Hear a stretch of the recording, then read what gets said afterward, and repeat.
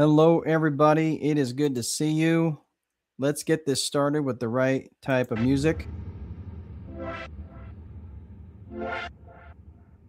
Ooh, we got dance pop. Okay, let's kill that one. Not digging it.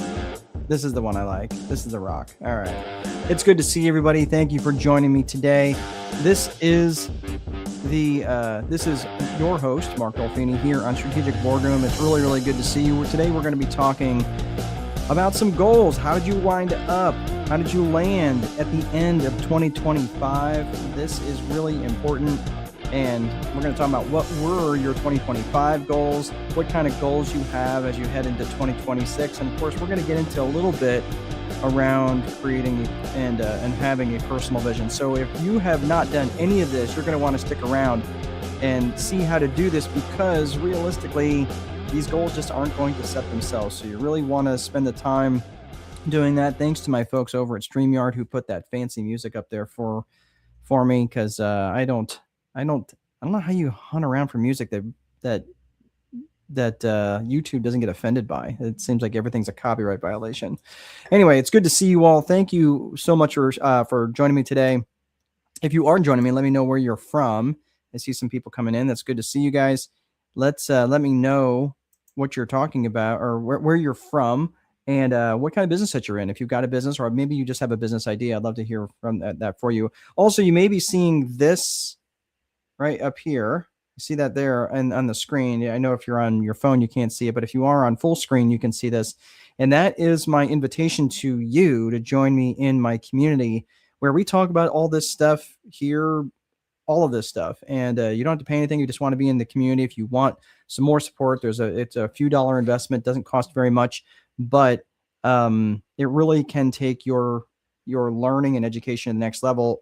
And it's specific to you as an entrepreneur and business owner.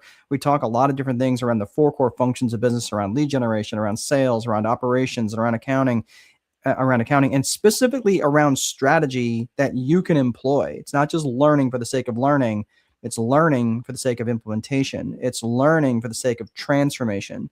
So if you're interested in transforming yourself, especially as you head into 2026, and making the last half of this decade something truly special for you, then by all means join.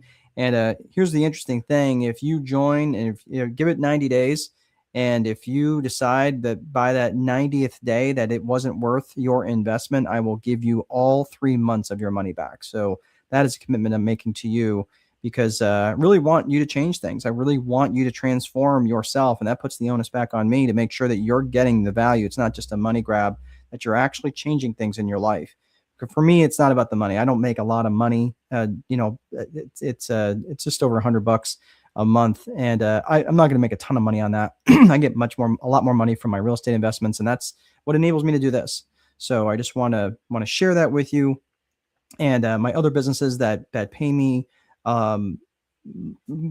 pay me enough so I can do this and not be interrupted every day, because I've got systems and processes in place that handle all that stuff. So that is where I'm at. So let's get into this specifically around your 2026 goals.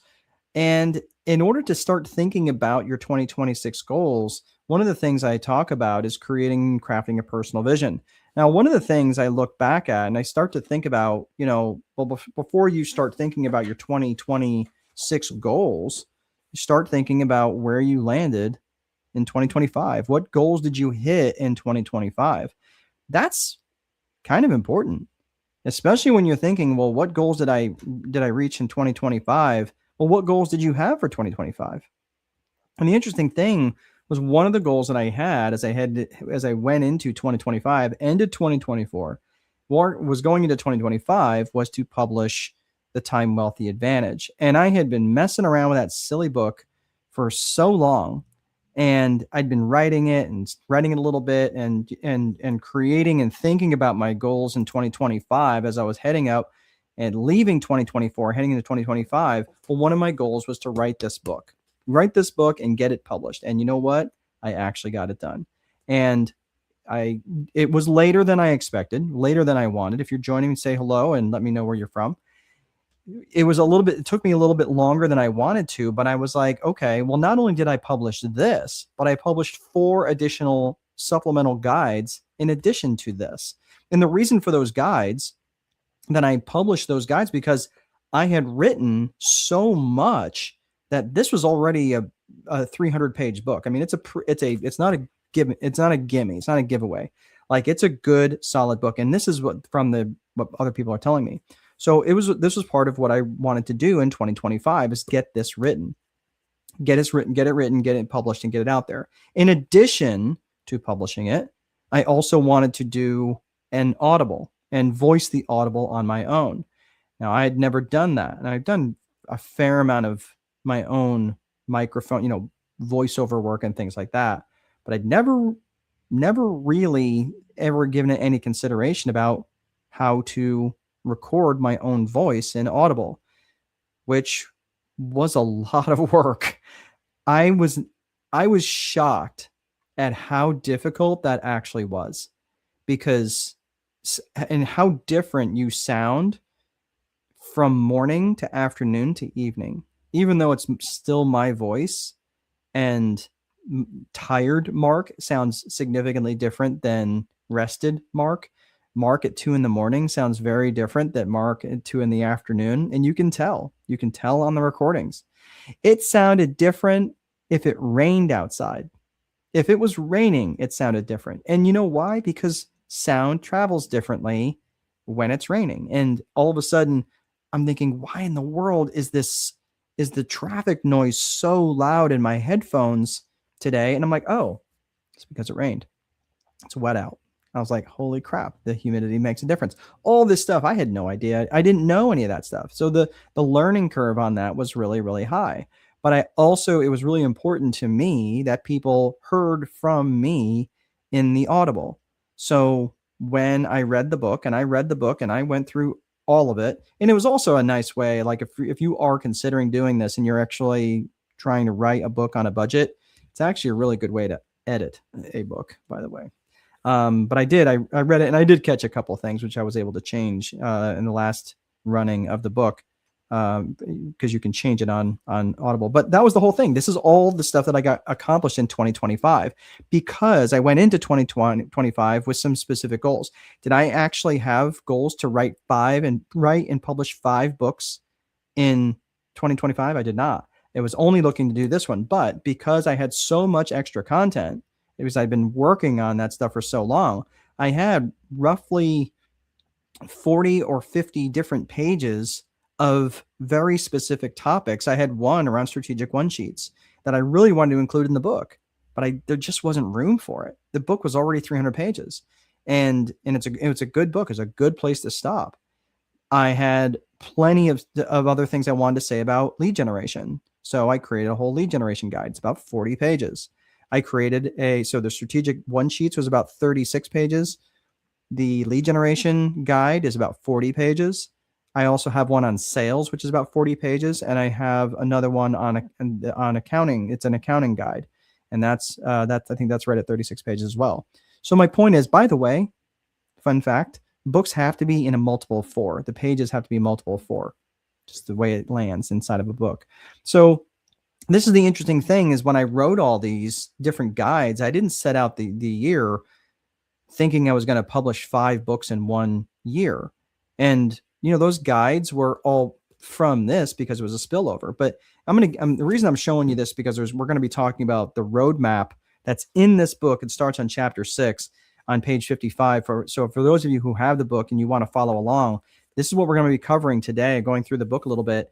And it's in chapter 6, page 55, about the roadmap, a personal vision roadmap that's going to walk you through how to create a personal vision roadmap for what you want your life to look like.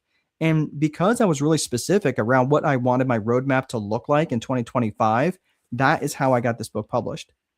So this is not just some fantasy stuff that doesn't actually work. Like, this is stuff that when I went into 2024, from 2023 into 2024, I had been talking about writing a book, right? And I wasn't really sure what I was going to call it, but I wanted something around the time wealthy theme, because I had already written a book called The Time Wealthy Investor, which was a book specifically for mom and pop landlords and mom and pop property managers who were just completely overwhelmed with their businesses. They were completely just exhausted, getting worked over by their residents all the time, and it was a real struggle for them to it was a real struggle for those folks to be not time weary, right? Not being controlled, not being run by their businesses. So that was the whole premise of the Time Wealthy Investor. Then I wrote The Judge. Then I did a complete rewrite, not a complete rewrite. That's not fair. I changed quite a bit of the book when I republished the Time Wealthy Investor 2.0, because there were certain things in there that I wanted to just change and alter just based on some feedback that I have. It was basically making a good book better. So I did, and when I relaunched the Time Wealthy Investor 2.0, that was a really good rewrite. I was really glad that I did it, and it allowed it to be a much better book. So so that was my third book, and that I had done back in 2019. I hadn't written a book in it's almost 6 years. I hadn't even really thought about writing anything again. So when I came up with the Time Wealthy Advantage, and I really did this all very differently, even down to the cover design. Okay, now if you see the stripe across the front there, that stripe across the front is actually, it says do not sell, or not for resale. It says not for resale. And this is because this is the author's proof. They call this a proof copy. And that way you can go through it and you can see, like, if you flip through the pages, I have some red marks in there because I needed to change certain things because of formatting and just different errors and stuff like that. That's just the nature of it. That's why you get an author's proof, so you can see how the words land on the page, and you can flip it, you can actually hold it, and it's a really nice thing. Really, really suggest it. And because I published through Amazon KDP, Kindle Direct Publishing, you have the ability to do that. You can buy these author's copies before you've even published it, which is really, really nice. So the interesting thing about all this is this was a culmination of my vision, but I really wasn't even sure what I was going to write about. And I'd been talking about this Viper methodology, which is an expansion of the VIP method that I wrote about in the Time Wealthy Investor and the Time Wealthy Investor 2.0. So this is now, and again, that's expanded to the Viper framework, the Viper methodology, and this is really specifically for business owners who are just struggling with their businesses and their lives and all these things that they're just struggling with, and they're just overwhelmed with the day-to-day operations, and just spend their entire existence from day to day living the same series of Wednesdays over and over again, because they're just spend their whole day not being strategic and just whacking the closest alligator to the boat. For me, having a personal vision and creating a personal vision has allowed me to be much more strategic in the things that I get done. It allows me to say no to the things that are going to take me away from my personal vision, that are going to take me away from my business vision. But really, this is a great time of year for me to really stop and think about the personal vision component, because that personal vision component, really everything drives around that personal vision, about how much time I spend with my bride, how much time I spend with my sons and my daughter. These are all things that are really important and really critical. So, we're going to get back to this in just a second when we talk about personal vision. So I'm going to put this down over here. I've got too many things on my desk. I can't stand a cluttered desk. And right now my desk is very cluttered. It's just because I've got different things for you guys just to demonstrate. But one of the things that I do, and I've been doing this for years, by the way, but this is an achievement journal that I started keeping several years ago, and it just lists the various goals and things that I have hit since 2019. And I'm not super dogmatic about it. Like, I'm not like, oh, I have to write things in there, but different things that I have in here from 2024, all the different books that I read. I read, let's see here, 41 books in 2024. And I have all those there. I have all the books that I have listened to during that period of time. I'm not a big Audible person, by the way. But I've written all that stuff. This is all the achievements that I have that I got in 2024. And I did the same thing in 2025. In fact, I started this back in 2019. Probably one of the best things I've ever done for myself because I can look back. Now, let me ask you, what did you do in 2019? What did you accomplish in 2013? What did you accomplish this year? And the more that you get removed from the years and as time goes by, yeah, you might remember certain things about certain things that you actually got done. But one of the things that I noticed that wasn't in here is me starting back at school. I need to put that in there because, having this in here and listing that out, again, when you start thinking about your 2026 goals, right, it's really, you need to think about that in the context of your 2025 goals. What did you get done in 2025? What did you accomplish in 2025? And this is why I started keeping an accomplishment journal. The accomplishment journal, honestly, was probably one of the best gifts I've ever given to myself. It was actually, I got the concept from a guy, a friend of mine named Dave. And I heard him start talking about the achievement journal that he was doing, achievement or accomplishment journal. And I thought, man, that was such a really good idea because for him, he can look back and very tangibly looking back at his year.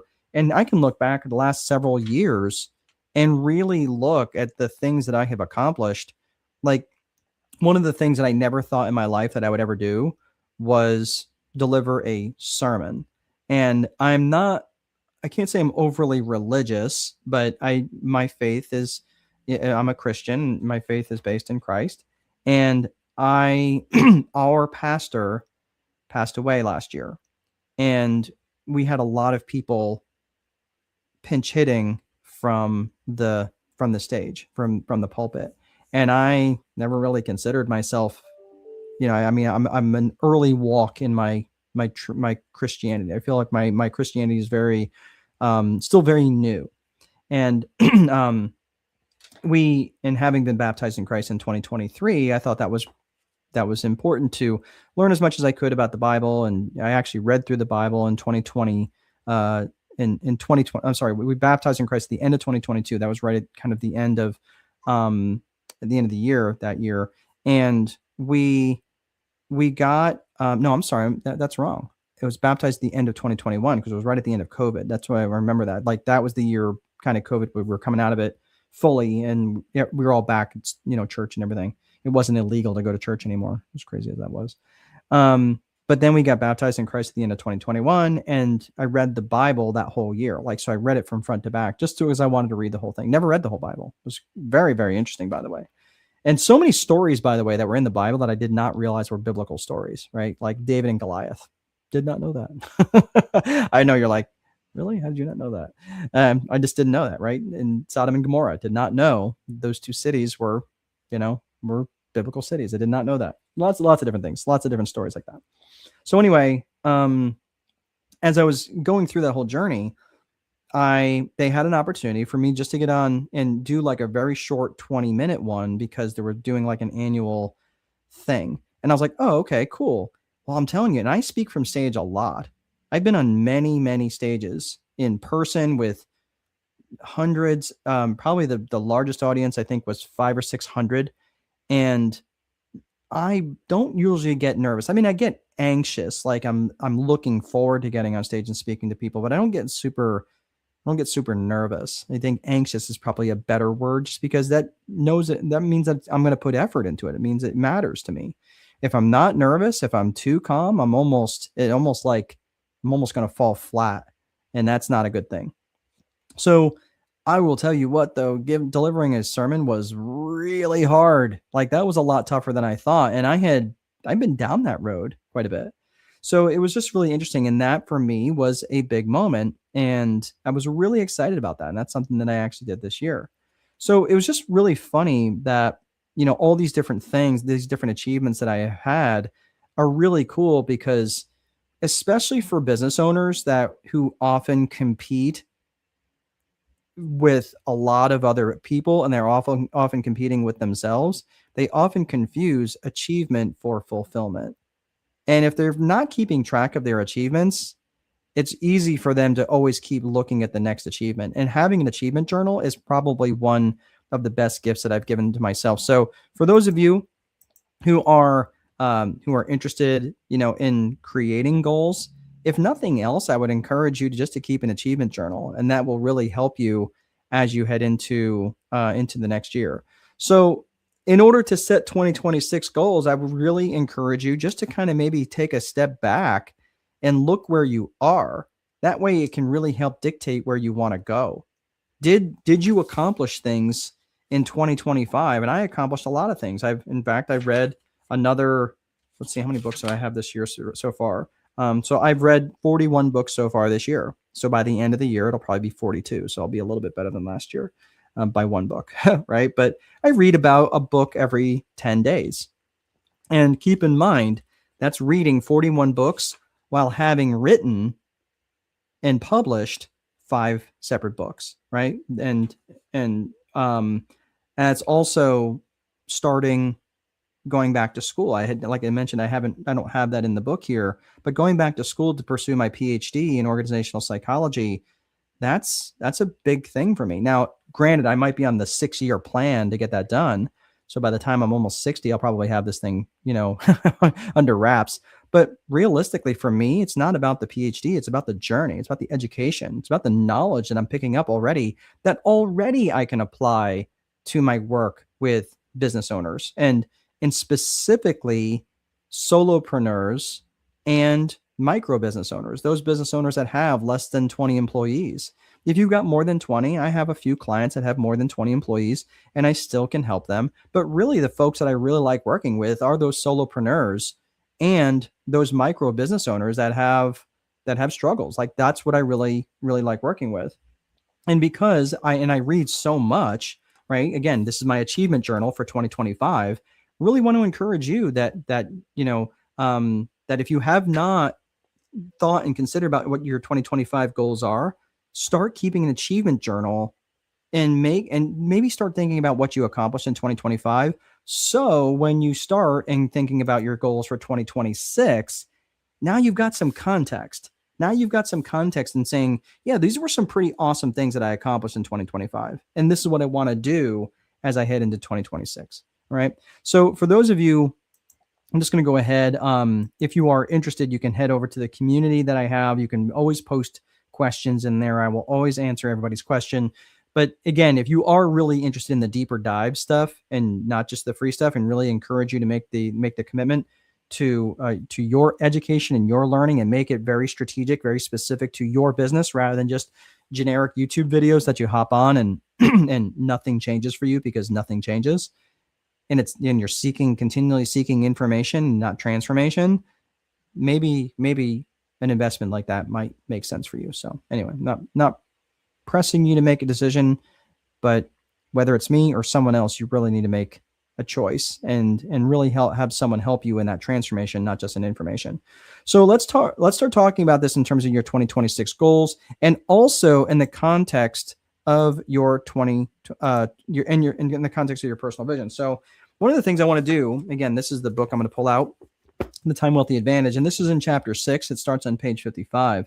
But this is where I recommend that you go through the personal vision roadmap. And the roadmap is available for those of you who buy the book. There's a link where you can actually download the roadmap that's in here, and you can work on that like a worksheet, which is pretty cool because now you can print it off and keep it with you, especially for those of you who are a little bit more, kinesthetic, where you really like to feel the paper, which is again why I keep an achievement journal that's written in ink, because I'm telling you, like whenever I hit an accomplishment, I got through my first quarter in my PhD program. I need to put that in there. I'm halfway through.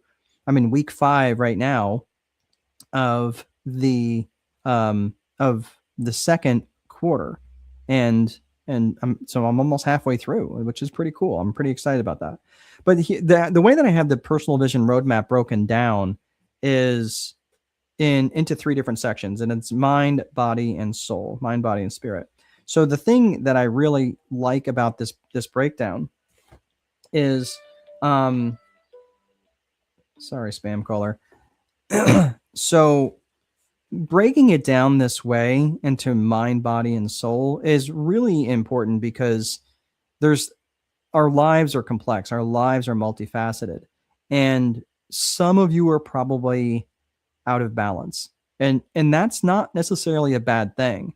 I don't mind being out of balance sometimes. Sometimes I'm out of balance with my family. And because I'm out of balance with my family, I need to rebalance. I need to reallocate. And this is really important. This is something I'm going to forget her name, but man, she was an awesome presenter at the leadership conference, the leadership summit that was held by John Maxwell and his folks. But it was the woman who was the CEO of TIAA Craft. I wish I could remember. You know what? Let me look that up because she is phenomenal. She is like literally like my spirit animal. I could not believe how good. So TIAA Craft CEO. That's it. Tashonda Duckett. Yep. She was truly amazing. I was so blown away by her. I just want to be her friend. What a great gal and unbelievably smart. And actually I actually have a client who worked under her and they called her T Duckett is what they called her, T Duckett. And she was just a phenomenal. Everybody liked her, and she was got a really great, not just presence and aura, but just a very authentic leadership style. You can just tell who she was on stage is how she is in real life. There was no faking it, right? And it was really interesting that what she talked about was like rebalancing a portfolio, just like you would rebalance a stock portfolio, is that there's going to be times when you're out of balance. And that's not necessarily a bad thing, but you just need to rebalance from time to time, just like a stock portfolio, right? Where I generally, in my equity account, I keep that allocation between 35% bonds, 35% equities, and 30% in cash. So, and I'm putting in more and more cash as time goes on, right? So as that cash, let's say I'm putting more and more cash, and because let's say that equities and stocks haven't really done much, but I'm putting in more and more cash, well, that's going to take the allocations and it's going to make them wonky, right? I might get to a 35% allocation in cash, and my equities are down to 30. So that means I just need to reallocate. I need to put more cash into my equities, right? Bring that back up to 35%. That would bring my cash back down to 30%. And now I'm back in balance. It's the same thing, right? Or similarly, bonds or whatever. Or I might get a big run up in equities, and now I need to rebalance. I might need to move some of that, sell some of those off and take some of those profits and then move some over into bonds, or I might need to put more cash in, right? But whatever, it's going to involve and revolve around the rebalancing of the portfolio based on a percentage. Well, it's the same thing with what she suggested in life, is that there's going to be times where my family needs me more. So I need to rebalance and take something away from something else where I'm out of balance. Maybe I'm out of balance in work, or maybe I'm out of balance in my faith, or I'm out of balance in my health, right? And I need to move these things around a little bit. So I really like that approach because we're always going to be out of balance a little in some way. And like you're never going to have, like in my stock portfolio, I'm never going to have a perfect balance of 30, 35, and 35. It's never going to happen just from one day. From in 10 minutes I'm going to be out of balance, right? Just because of the nature of how things move and shift and evolve. It's the same thing in life. So I really like this allocation, and especially in these three different approaches of mind, body, and soul. So I'm just going to ask you a couple different questions. I'm not going to go through all this, otherwise this would be like a 2-hour video. But just a couple of questions that I want you to consider. And there's several different sections within mind. Again, there's a lot in here. So there's 4 sections just in mind alone. But here's just a couple of questions, and I'll just pick 1 or 2 questions from each one of those 4 sections in mind. So, for example, in section 1, the first one is name the people in your life who most excite you. Name the people in your life who most excite you. Another would be name the people in your life you most like spending time with. Name the people in your life you most like spending time with. Okay. And here's one other one, is name the people you have the biggest impact on. Name the people in your life you have the biggest impact on. And the reason for that is, right, it starts to make you think about the relationships that are important in your life. Let's go to section 2. Section 2 would be list activities you've always wanted to try. List activities you've always wanted to try. Let me skip down a little bit. Here's one. What experiences would identify your ideal daily life? What experiences would you like to identify for your ideal daily life? And then here's another one. I really like this one because it is important. Is it's not always about relationships. It's not always about experiences. Sometimes you just want some cool stuff, right? That's fine. I've got lots of books. Me having a library was part of a personal vision for me. And I don't know exactly how many books I've got. Maybe I should count them sometime, but probably over 500 if I had to guess. No, I have not read them all. I've probably read about maybe, I don't even know, maybe 30% of them at this point, 30, 40%. I won't think it's probably not as high as 40. I'd say maybe 30%. But are there physical things in your life that would make you feel important? Are there physical things in your life that would make you feel important? So that might be something related to, maybe a motorcycle, or something, or a boat, right? Maybe that's just something that you would love to have. Or maybe it's a big house so you can entertain folks, right? That's important to some folks. So let's go to section 3. And this is under the mind section. This is related to relaxation and rest. Okay, this is the first question on this section. This is what I like here. How much rest would you need each day to feel rested? How much rest would you need each day to feel rested? I think that's a good question. Let's go to section 4. And here's another one. This is related to your mental health. Is if you had a day, weekend, or week off, what activities would leave you feeling recharged? What activities would leave you feeling recharged? So that's all under the mind section. Your mind, your mental health, your rest, right? It's all stuff related to that. Let's go to the body. The body, what physical, and then again, there's let's see here. There's 5 sections there. Is there a place you'd like to go to enjoy activities such as hiking, biking, or kayaking, right? So like, where would you like to go to just be active? Could be shopping, walking around the mall, things like that. What place would you like to go to enjoy activities such as hiking, biking, kayaking, things like that? Let's see, section 2. What state of health would you like to have? So basically, you're kind of claiming what your physical state would be. That was section what? Sorry, I'm trying to losing track here. I don't have my glasses on, so this is kind of hard. Oh, here we go. Section 3. So this was related to wellness. Here's a good one. I like this. I like this question. I like it for me. So you may not, if you're a person that doesn't like to be touched, maybe tricky, but how often would you get a massage or go to a chiropractor? I like that kind of medical care. And I will tell you that when I do view that as medical care for me. Like when I go to and get a massage fairly frequently, or go to a chiropractor frequently, I feel good. Like I feel good. My health is good, and I'm in my 50s, and I know that I look young, and I know I look pretty good for my age. But I think it's just because I've always taken care of myself that way. I've had moderate workouts. I've always been active that way. I've eaten reasonably well. Yeah, sure. I drink soda and stuff like that. But I also eat pretty healthy, like berries and things like that. I call that the bear diet, BEAR. Like I eat lots of fish, nuts, berries, things like that. I eat like a bear. Section 4, what food related activities would you have? So ironically enough, I talk about food, but what kind of food related activities would you want? Do you like to cook? Would you like to eat out all the time? What would that look like in your personal vision? And then section 5 was the last one here in body is how, again, it kind of goes back to sleep, but how much sleep would you get each night? What activities would you adopt to ensure quality sleep each night?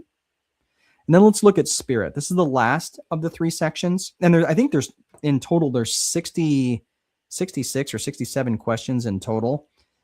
that I came up with over the years. And I add every now and again, there'll be a good question that someone will ask me. And I'm like, ooh, that'd be a really good question for the personal vision. So this has kind of been a living, breathing document over the years.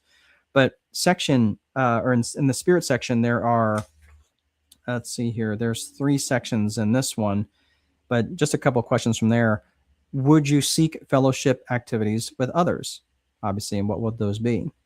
Would you seek to teach and lead others? If so, how? And that could be the PTA, that could be an elected office in your town, something along those lines. Section 2, would you like to have a stronger faith? Would you seek a deeper relationship with God? And if so, what would that look like? I think that's a really important question. Obviously, based on what I said earlier, faith is important to me. And then the last question, well, I'll do these last 2. What activities would you do that make you feel good in terms of recharging? And think bucket list. Write the things you'd like to do before you die. Maybe the trip of a lifetime, an experience, or something you really wanted to do. So these are all related. And again, I just hit a few from each of the sections, but this is in chapter 6, starting on page 55 in the Time Wealthy Advantage. If you live in the United States, by the way, and you'd like to get a copy of the Time Wealthy Advantage, and I also include a 30-minute session with me on a Zoom call, go to strategicboardroom.com. In fact, I'll go ahead and put that in the comments section here, but it's literally right on the front page. And you can go to strategicboardroom.com. It's right on the front page, and you can buy a book right there, right from the front. And so that's in there in the very front page. So I just put that in the comments section, but I'll also put that here. Oops, hang on one second here. Is strategicboardroom.com. It's literally right on the front page. You cannot miss it. It's like the first button that you can buy something. So you can go to strategicboardroom.com, and I can sign it and send it to you if you're in the United States. If you're outside the United States, because I see a fair number of people from the UK and in Europe and India that also follow me on YouTube, and whenever I host something on Eventbrite, probably the best way for you guys to get that book is to go through Amazon. You can go to Amazon. It's not hard to find. Just you can search for it by my name, and it won't be hard for you to get it that way. That's probably gonna be the fastest way, just because I don't do international shipping, just because the rates are so varied and so different. It would just be hard for me to price that. So just go on Amazon.com and do it that way. So anyway, what I would suggest is take the time and go through the book, or if nothing else, just answer these questions and really just start thinking of things that you might look forward to, or the people that you want in your life. One other thing is, if you are in a relationship with someone, if you are in a committed relationship with someone, or let's say that you've got a relationship with children, what do you want that relationship to look like? What do you want? What's your vision for that relationship? And write that down. Take that time to write that out. One of the things I will tell you, that when my bride and I, for a pretty significant period of time in our marriage, we were really, really struggling. And I will tell you that I had a vision for what I wanted our marriage to look like. And I shared that with my bride. And when I shared it with Jen, she was, like we had a vision for what we wanted that to look like. And we really shared that with one another. And now we had something to work towards. And because my bride and I shared a similar set of core values, it really does matter. Like, if you don't share the same core values with someone, trying to share a vision or trying to enroll someone else in a vision is really going to be difficult. This is why in your business, when I talk about your core values and your shared core values, you have to have a shared set of core values to enroll someone into the future vision of your company. Otherwise, it's not going to work. If you don't align with your values, they're not going to align with any vision that you come up with. So that's important to take that time to identify those core values up front and make sure that your core values do align. Like, one of the things that when we had Lily later on in life, our daughter, and me being 50 years old and having a daughter, a newborn, that was, people were like, oh, she was a whoops baby, right? No, she was not. She was very, very much planned. Like, my bride at that point in time, she was in her late 30s. I was in my late 40s, and it was very intentional for us to have another child. And we definitely could not have done that had our core values not been aligned. And we were really aligned in our core values. That's why we were able to have a vision for what we wanted our marriage to look like. And that's also really important as an entrepreneur and as a business owner. Your core values for your business are an extension of your personal core values. So you're not going to create a set of core values around your business that's not in alignment. And if you do, you're going to hate the business. You're going to resent the business. So why not just extend and define those core values that are an extension of your personal core values? And you might be thinking, well, how do I define my core values? Well, when you start thinking and defining your personal core values, the reason why that's so important to define those core values is because your personal core values are the things, like their core values. Like we have lots of values.